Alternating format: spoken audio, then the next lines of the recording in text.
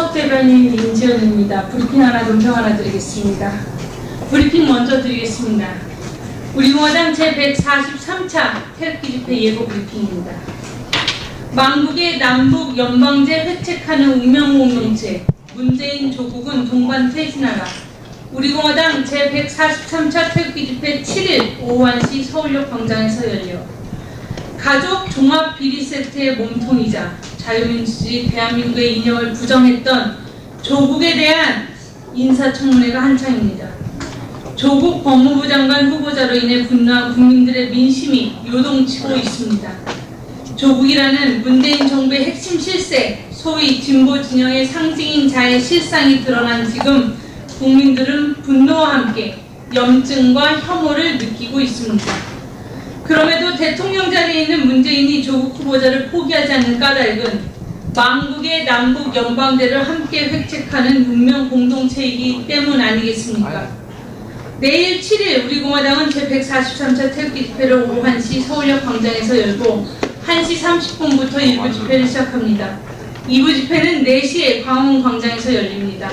행진의 경로는 서울역 앞에서 출발해 숭례문 앞, 서울시청 광장을 거쳐 세종로 사거리를 지나 광화문 광장 세종문화회관 앞까지이고 그곳에서 오후 4시에 2부 집회를 진행합니다.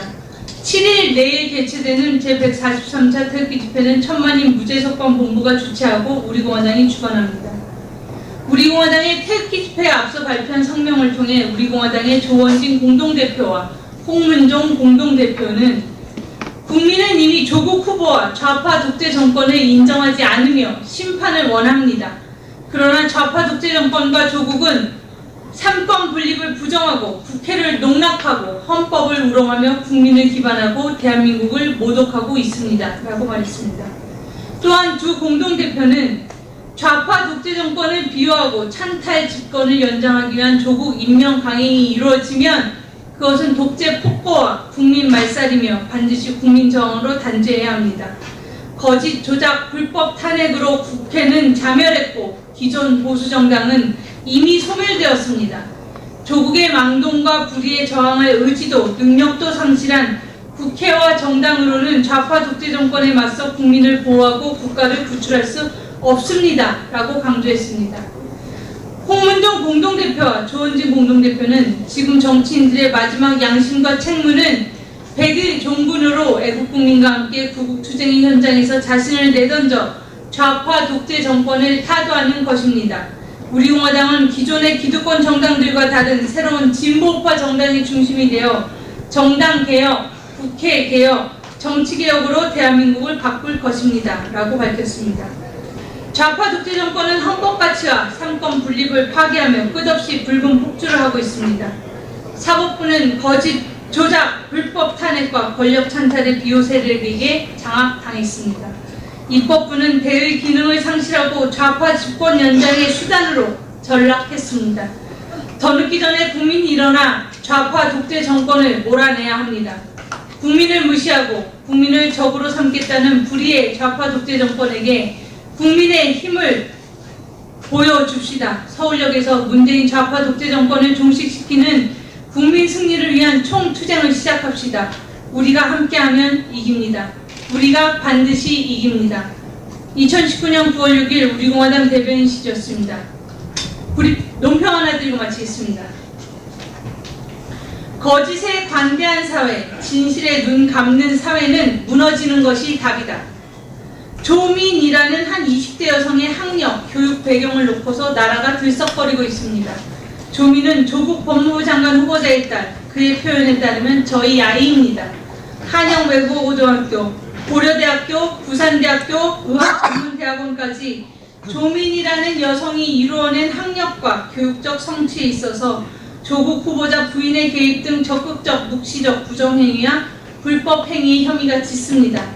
현재 진행되고 있는 조국 법무부 장관 후보자에 대한 인사청문회를 보면 대한민국 국민에게 조국 후보자의 딸이 과연 제대로 된 동양대학교 총장 표창장을 받았는지 여부가 주요 쟁점 중 하나가 되고 있습니다. 허위상장 위조 관련 혐의가 입증되면 이는 사문서 위조죄, 위조 사문서 행사죄, 위계에 의한 공무집행 방해죄에 해당합니다.